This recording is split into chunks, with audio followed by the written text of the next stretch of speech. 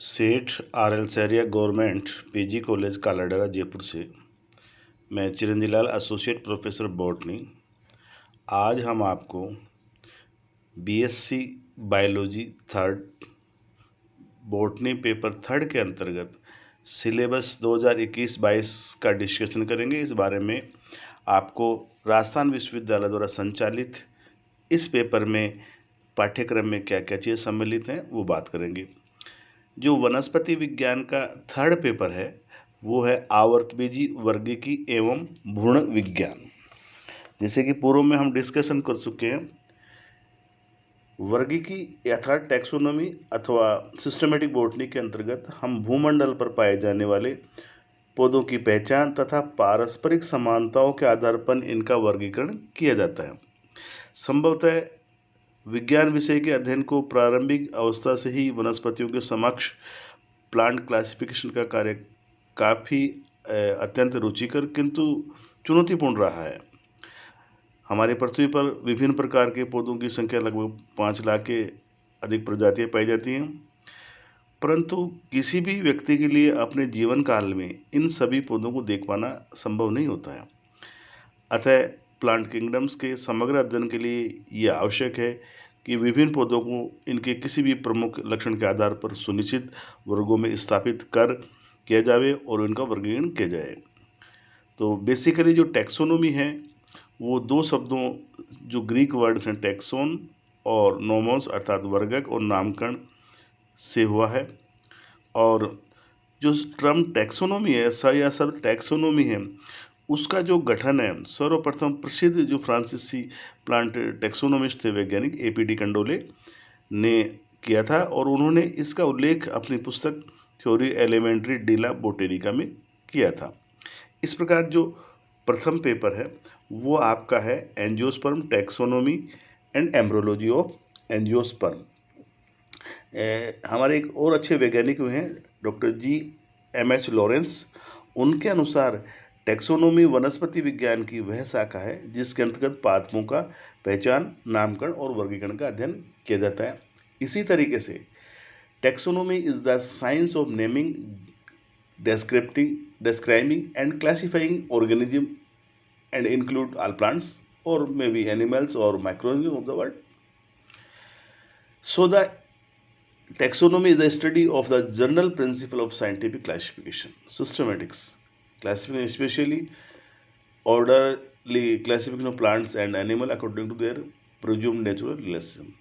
तो इस प्रकार से इस पेपर के अंतर्गत हम पौधों के जो क्लासिफिकेशन है और मुख्यतः बात करेंगे एंजियोस्पर्म पौधों की, जो कि प्लांट्स का हायर ग्रुप्स माना जाता है, उच्च वर्ग माना जाता है।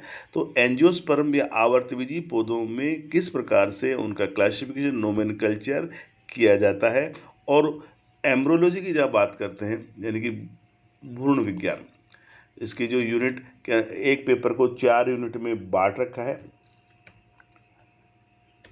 और प्रत्येक यूनिट में इसका अलग अलग पाठ्यक्रम दिया गया है। जैसा कि राजस्थान विश्वविद्यालय के अनुसार इस पेपर में ये देखा गया है कि ये पेपर जो है वो 34 नंबर का होता है, मैक्सिमम नंबर ऑफ पार्ट 34। इस साल शायद कोविड-19 के कारण कुछ इसको पेपर में इसका 50% मार्क कर दिया या सेक्शन हटा दिए गए हैं, पर पूर्व में हमेशा लगातार ये पेपर 4 यूनिट्स में डिवाइड होता है और प्रत्येक यूनिट से एक बड़ा क्वेश्चन आता है और एक अथवा आता है। तो टोटल 4 क्वेश्चन आते हैं प्रत्येक यूनिट में और 4 अथवा आते हैं और एक प्रथम क्वेश्चन होता है वो objective based short answer type का आता है जिसमें कि 9 नंबर का क्वेश्चन आता है। और इस पेपर में ये थर्ड 10 नंबर का आता है। तो 6 चौका 24 और 10 प्लस 34 नंबर का पेपर आपके परीक्षा में आता है और उसी के अनुसार इसको सॉल्व करना होता है। जब एंजियोस्पर्म टैक्सोनॉमी एंड एम्ब्रोलॉजी की बात है तो embryology is a branch of science that is related to the formation, growth and development of embryo. It deals with the parental stage of development beginning from formation of gametes, fertilization, formation of zygote, development of embryo and fetus to the birth of a new individuals. So this is the embryology. So, divided into this paper जो first unit की बात करते हैं, इस paper में जो paper botany का paper third है, थर्ड पेपर के अंतर्गत जो प्रथम चीज़ है वो आपको अध्ययन की जाएगी इंट्रोडक्शन ऑफ टेक्सोनोमी, अर्थात वर्गीकी वनस्पति विज्ञान का परिचय। और यूनिट ऑफ क्लासिफिकेशन, जो क्लासिफिकेशन किया जाता है उसके लिए क्या क्या यूनिट्स हैं, उनको किस स्पेसीज क्या हो गए, जेनरा क्या होगा, आपका क्लास कैसे कर सकते हैं, फैमिली कौन सी, कि इनकी कैटेगराइज अलग अलग है, तो उनका किस प्रकार से अध्ययन किया जाता है। कंसेप्ट जीनस एंड स्पेसीज, जाति और वंश की संकल्पना, किसे हम जाति कहें और किसे वंश कहें, इसके आधार अध्ययन किया जाएगा। तथा बोटेनिकल नोमेनकल्चर, यानी कि वानस्पतिक नामकरण, जो आज हम देख रहे हैं कि जो इतने सारे प्लांट्स हैं, इन प्लांट्स का किस प्रकार से आप अध्ययन कर सकते हैं। बोटेनिकल नोमेनकल्चर अर्थात वानस्पतिक नामकरण, इसके लिए international code of botanical nomenclature यानी अंतर्राष्ट्रीय स्तर पर एक संस्था बनी हुई है, ICBN, और वर्तमान में ये ICN कहला रहा है। और ये सारे इस शुरुआत में केवल हम एंजियोस्पर्म पौधों की बात करते थे, लेकिन अभी सभी पौधों का ये इसमें अध्ययन किया, नामकरण का अध्ययन किया जाता है, और रूल्स रेगुलेशन सारे के सारे इसके द्वारा बनाए जाते हैं। उसके बाद में टैक्सोनोमिक लिटरेचर। टैक्सोनोमिक लिटरेचर के अंतर्गत हम ये देखते हैं कि फ्लोरा, गार्डन्स, हर्बेरियम एवं मोनोग्राफ और आइकॉन्स, ये आपके यहाँ पर हैं।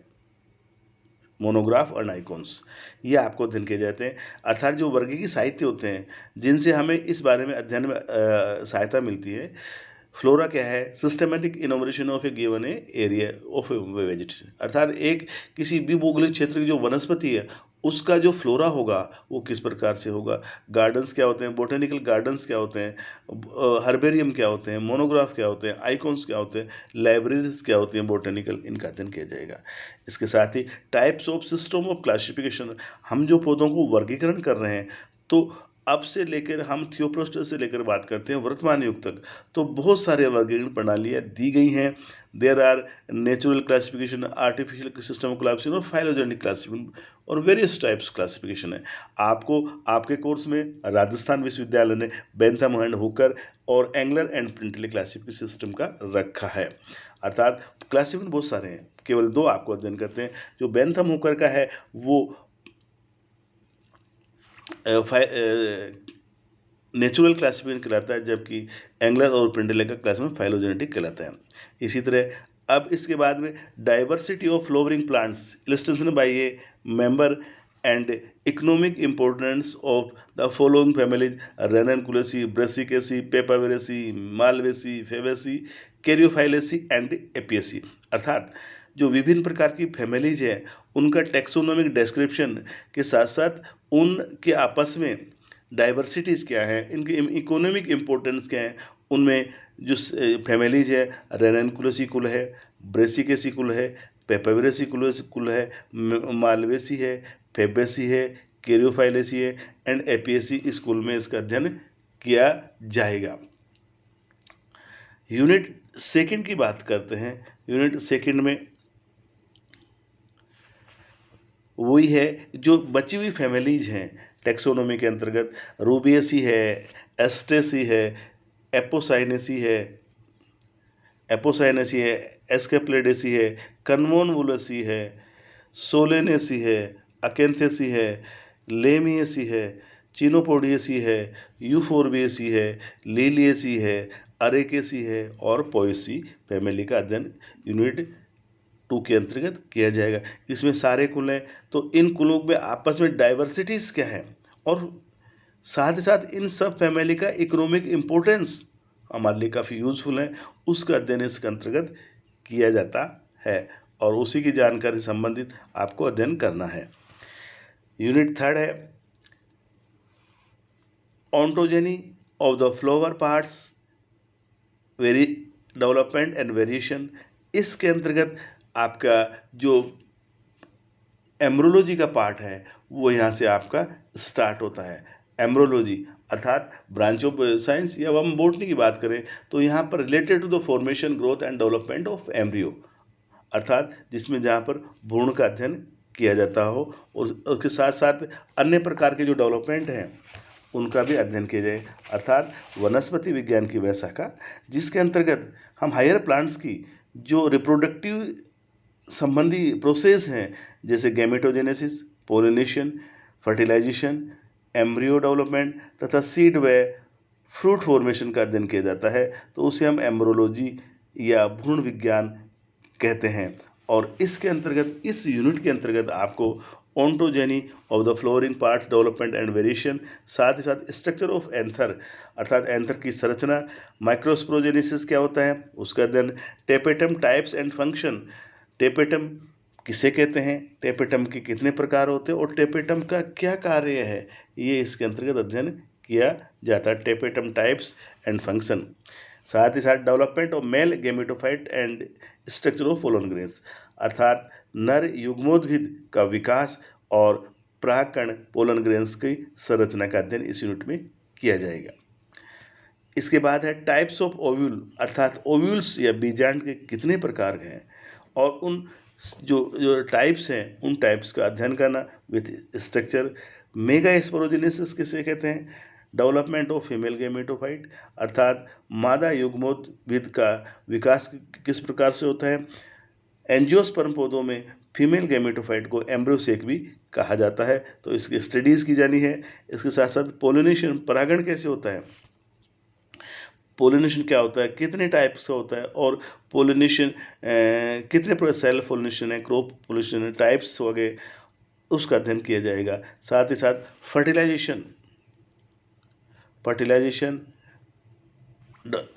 निषेचन किसे कहते हैं, डबल फर्टिलाइजेशन क्या होता है और डबल फर्टिलाइजेशन का सिग्निफिकेंस ऑफ डबल फर्टिलाइजेशन, इसका क्या महत्व है या इसका क्या रोल है इन एंजियोस्पर्म प्लांट्स में। अब यूनिट 4 की बात करते हैं।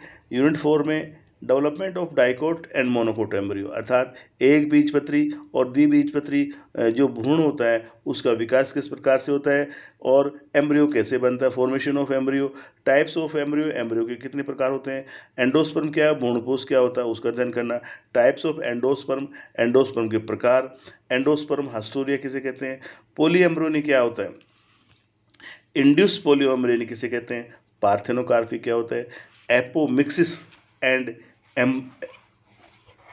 एडवेन एम्ब्रियोनी, अर्थात ये सब चीज़ें इस यूनिट 4 के अंतर्गत अध्ययन की जाएगी और ये चीज़ क्या होता है इसका इसमें अध्ययन किया जाएगा।